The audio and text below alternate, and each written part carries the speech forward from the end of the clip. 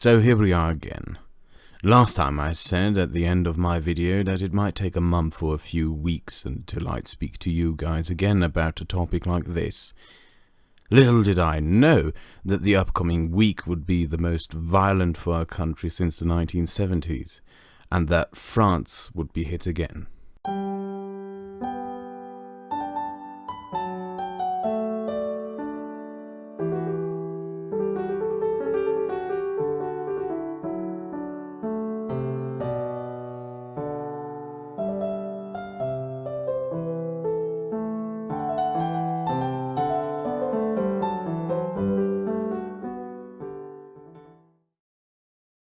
As a start, I would like you all to take a good long look at this picture. A kid, maybe between 13 and 16 years old, wearing a Algeria hat that seems to be merchandise of the Algerian national football team, standing next to laundry in what seems to be his parents' place. Just an ordinary immigrant Algerian kid, it seems. This kid sawed off the head of a priest in France with a knife. Previously I said that we were entering a new stage in Islamic terrorism in Europe, a stage at which it no longer will require foreign-trained or tightly organized terror commandos to facilitate attacks in Europe, but that ordinary Muslims living in European cities will increasingly carry out these attacks as the Muslim communities of Europe remain off-limits for criticism, the ideology behind the attacks is not questioned, and the process of self-segregation is allowed to continue. This here is a kid barely 18 years old, from the looks of it. Most previous attackers were in their mid-20s or early 30s, and had either spent an extensive time within an Islamist community, abroad in terror camps, or went through a length-free process of radicalization through the internet. Here we have someone who isn't even an adult, committing an atrocity in the name of jihad and in the name of Islam, which clearly tells us that this process of self-segregation and radicalization has not only had an impact on the adult Muslim immigrant population, but that it is starting to trickle into the minds within the wider Islamic communities. Coincidentally, I was recently doing research on anti-Semitism within the Islamic communities of Europe and came across a broader study conducted on extremist positions held by Muslims across a generational bridge. To clarify what I mean by that, views, especially extremist positions, tend to change over time and over generations. There might be many of you here in my audience who hold liberal views but come out of a conservative household. Some of you may hold conservative views but come out of a liberal household. Some of you may hold libertarian views, whilst the household you came from had views more reliant on the state. I myself come out of a family with more conservative positions being held, whilst I moved in a more liberal direction. You probably get what I mean here. However, the interesting thing that I found whilst looking at the statistics on extremist positions held by Muslim migrants in Europe is that these views hardly decrease over the generational gap.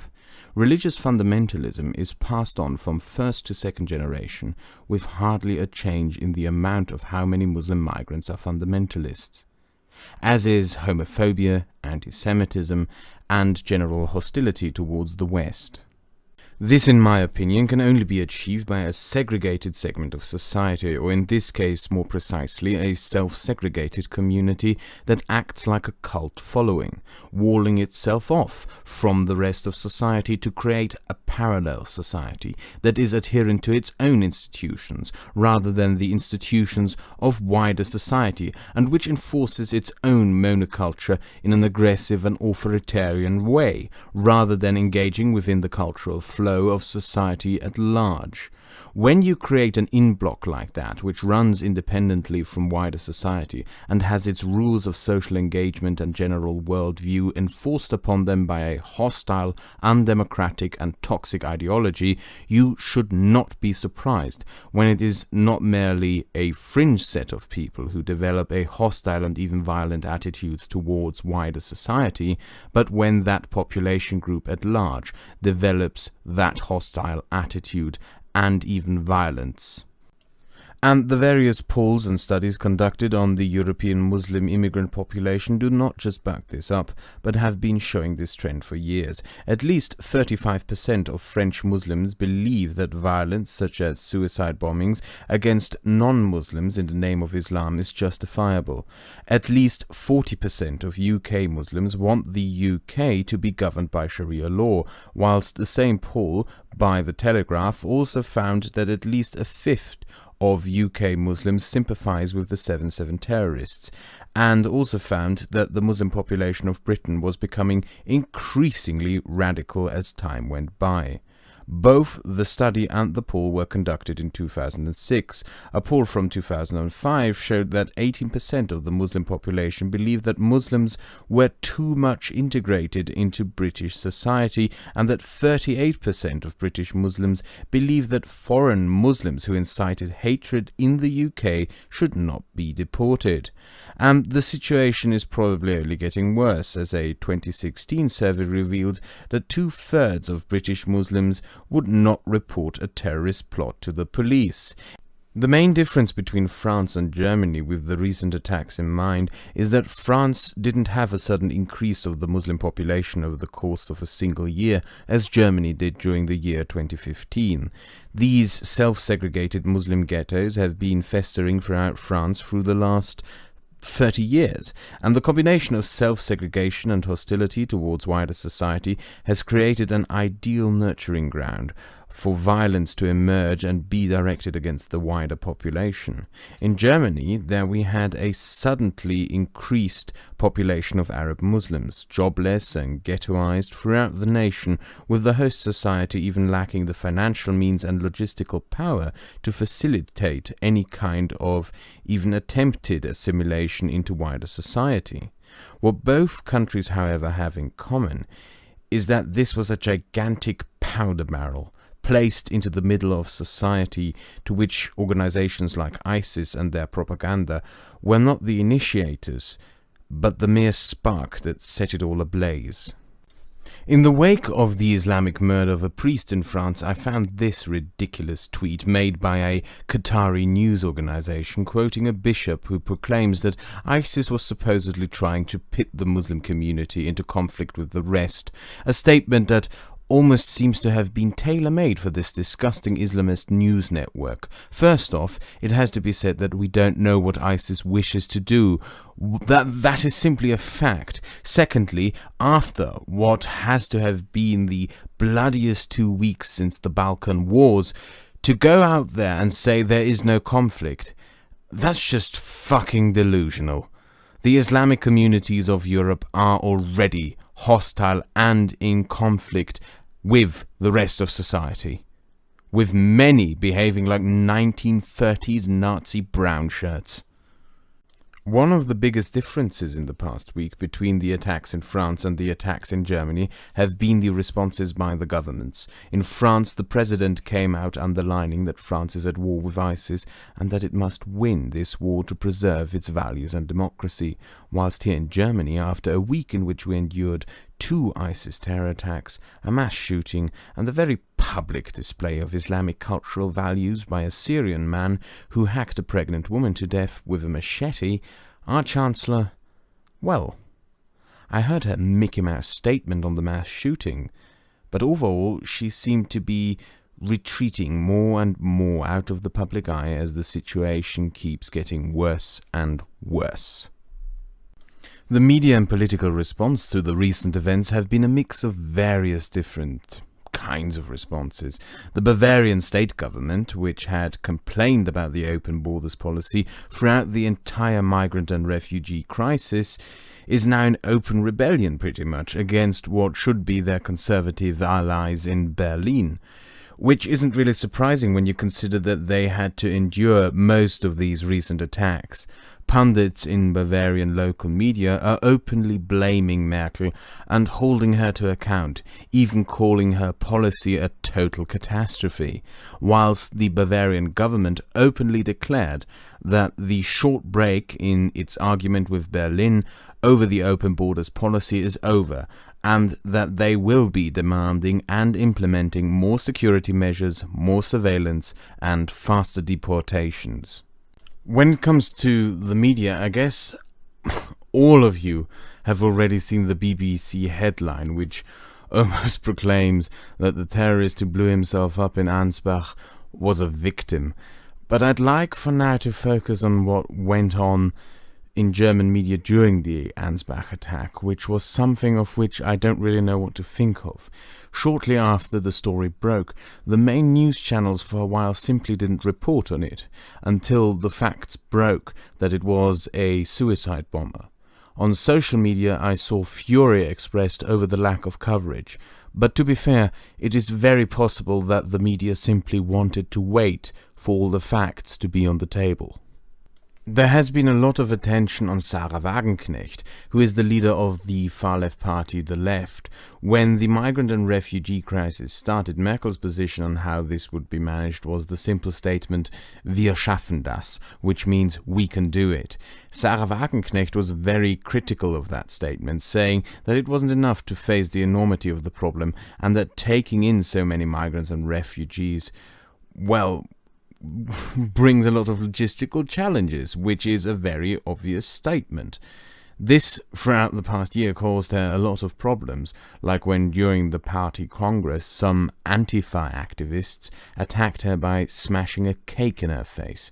After the recent attacks, she made a Facebook post in which she stated that the taking in of so many migrants and refugees comes with a lot of problems, that Merkel's "we can do it" buzzwords are not enough to meet such challenges, and that restoring safety is now a priority. Again, a rather obvious fucking statement to make after an incident such as these ones, and when considering what happened in our country over the past year.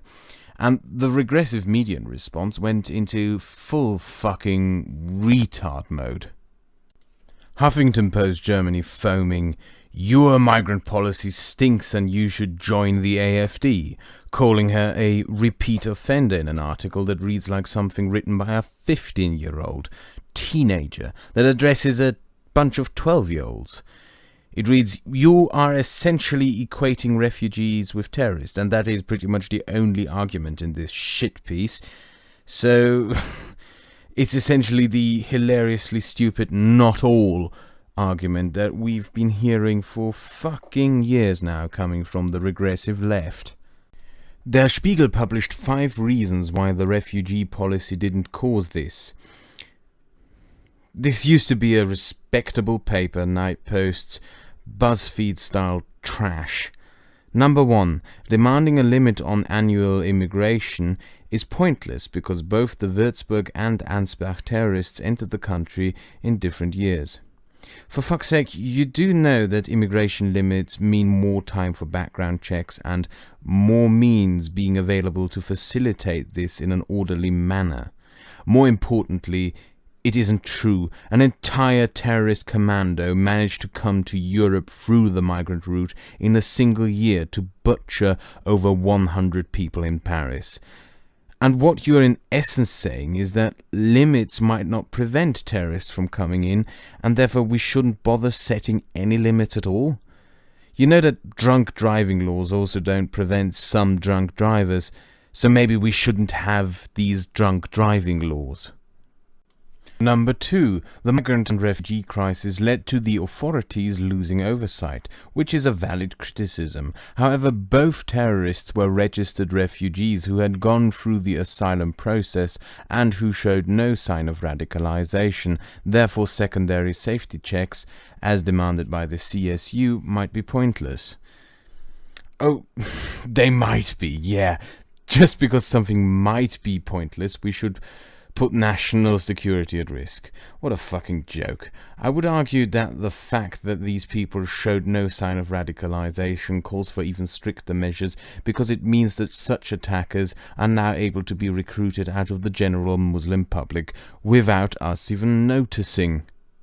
Number 3. A problem with the German refugee policy is the lack of thought put into what to do after they enter the country, and the lack of effort put into integration. However, the Würzburg terrorist was supposedly an prime example of being well integrated. The attacker of Ansbach, however, was due to be deported and therefore was outside of the integration process. So now we blame his impending deportation for the suicide bombing. This statement to me clearly underlines the problem that we are facing here, and it is the refusal to address or even criticize the Islamic culture and ideology which forms the main ideological drive for these attacks throughout Europe. And as long as we fail to address Islam, to criticize Islam, and to self-censor ourselves, we will fail to prevent these attacks, as this ideology keeps festering throughout the Islamic communities. Number 4. The deportation process is too slow. There is a consensus on that, and speeding up the process is demanded. However, the Ansbach terrorist evaded his deportation twice due to the boundaries set up by the justice system, which we are not criticizing. As he brought forward a medical certificate twice. Very nice. Let's shift the blame on the state. Well, okay, let's shorten the limitations made on the deportation process. Yeah, let's go ahead and discuss this and reform it. We're a democracy after all. But more importantly, you still haven't managed to actually speak about the toxic ideology causing all of this and still keep using the sly buzzword radicalization. Radicalization to what? Again, we are failing to address the ideology that causes this to happen in the first place, in what seems to be becoming somewhat of a pattern. However, with it becoming increasingly clearer that the open borders policy in Germany is a failure, and confronted with the violent hostility of the French Muslim community, I guess things are going to change as time moves on and more such attacks happen, which they probably will. We are, especially in Germany, starting to see a political shift towards confronting the obvious failures and shortcomings of the past year and a dawning realization that things can't continue as they currently are. Auf Wiedersehen.